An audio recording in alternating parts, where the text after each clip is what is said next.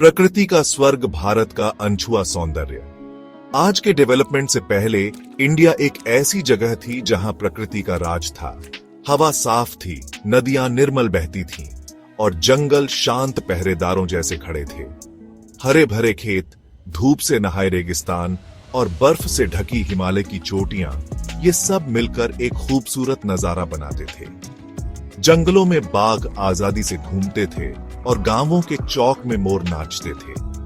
ऊंचे हिमालय से लेकर नारियल के पेड़ों से घिरे समुद्र तट तक भारत की प्राकृतिक सुंदरता अद्भुत और जीवनदायिनी थी। जमीन लोगों का पेट भरती थी, फल, सब्जियां और अनाज देती थी।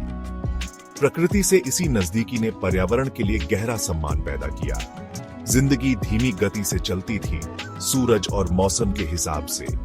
यह तालमेल जानवरों की दुनिया में भी दिखता था।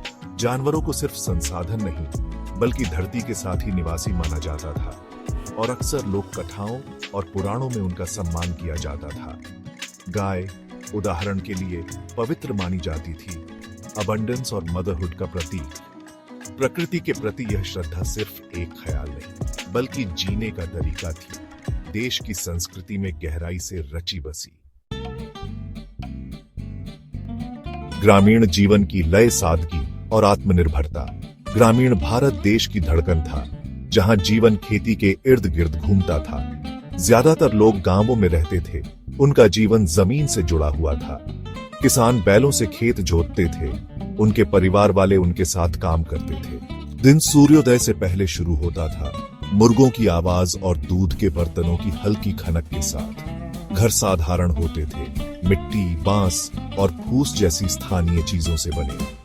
परिवार अक्सर कई पीढ़ियों वाले घरों में साथ रहते थे, जिससे कम्युनिटी की भावना मजबूत होती थी। खाना ताजी चीजों से बनता था, जो अक्सर उनके अपने बैकयार्ड में उगाई जाती थी। शामें आंगन में, तारों के नीचे पीढ़ियों से चली आ रही कहानियां और गाने सुनते सुनाते बिताई जाती थी।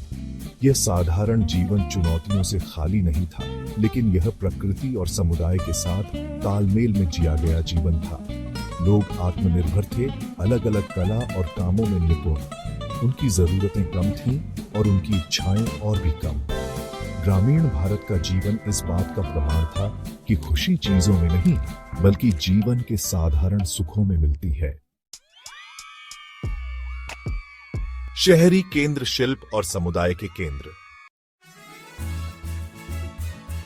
परंपराओं का ताना बाना त्योहार, कला और प्राचीन ज्ञान।